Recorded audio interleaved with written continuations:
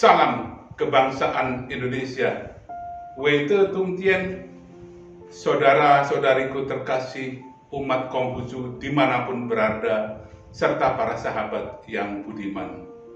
Kita tahu bahwa kondisi pandemi COVID-19 yang menimpa negara kita masih juga belum reda, bahkan semakin menunjukkan tanda-tanda yang sangat mengkhawatirkan. Bahkan pemerintah telah mencanangkan kondisi darurat di Pulau Jawa dan Bali khususnya, serta di wilayah-wilayah yang lain. Dari hari ke hari kita bisa membaca, mendengar berita naiknya kasus harian, kasus aktif harian, bahkan kematian. Dan yang paling mengkhawatirkan, angka kasus aktif terus saja menaik sehingga akan mempengaruhi keseimbangan antara jumlah orang yang terpapar dengan fasilitas kesehatan, utamanya jumlah tenaga medik yang sudah semakin jenuh dan berkurang karena juga ikut terpapar. Kita tidak bisa melakukan sesuatu kalau dalam diri kita tidak percaya atau tidak disiplin menghadapi semua itu. Maka melalui mimbar ini, sekali lagi untuk kesekian kalinya saya selaku Ketua Umum Majelis Tinggi Agama Konghucu Indonesia Matakin ingin mengimbau dan mengajak kita semua untuk berlaku disiplin, karena kedisiplinan kita akan mempengaruhi jumlah orang yang terpapar dan tentunya akan mempengaruhi jumlah kematian. Disiplin saja tidak cukup, tapi tanpa disiplin semuanya akan berantakan.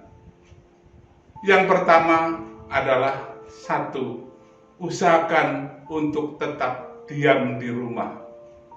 Jika tidak ada urusan yang sangat-sangat penting dan mendesak.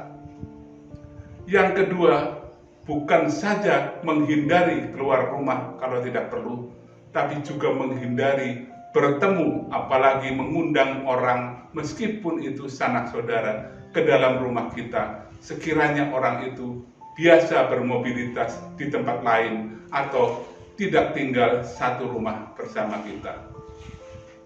Yang ketiga, kalaupun kita terpaksa harus keluar rumah, kita harus benar-benar menghindari kerumunan. Tentu saja yang keempat, yang tidak boleh sama sekali dilupakan, selalu menggunakan masker. Bahkan menurut para ahli, penggunaan masker ini kalau perlu dirangkap. Masker medik di dalam dan masker kain di luar untuk mengencangkan agar tidak ada celah tempat masuknya virus. Yang kelima, tentu kita harus selalu menjaga jarak aman. Jarak aman sangat penting karena meskipun kita sudah menggunakan masker, tetap saja potensi kita terkena droplet masih ada. Dan yang keenam, kita terus harus menggunakan setiap kesempatan untuk mencuci tangan. Kalau keenam hal itu sudah kita lakukan, kita masih tetap perlu menjaga kesehatan. Kesehatan dan kebugaran kita sangat menentukan daya tahan kita seandainya masih saja ada virus yang bisa lewat dan kemudian berpeluang mengenai kita.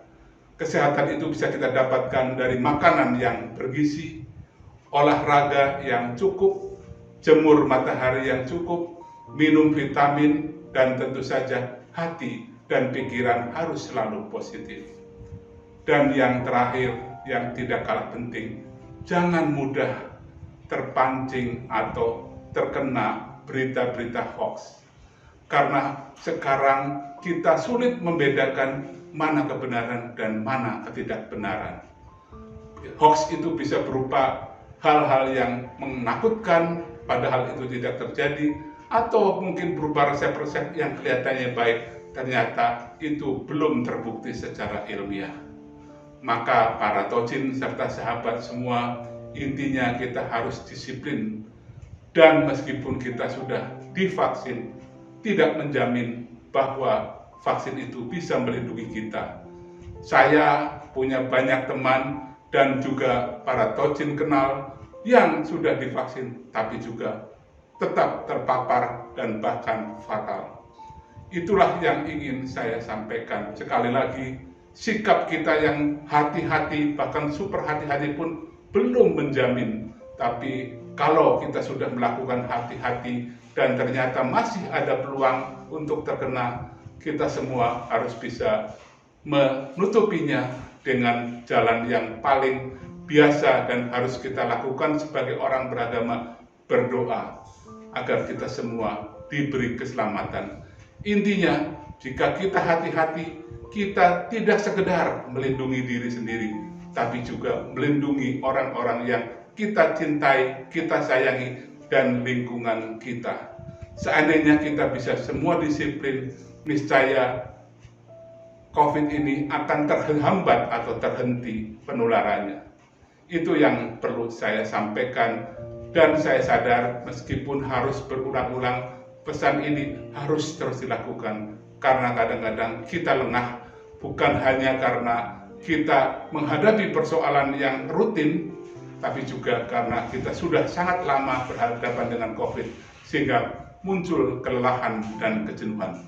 Semoga kita semua bisa tetap bersikap bijaksana dan kita tetap sehat. Salam sehat untuk kita semua. Terima kasih. Santai.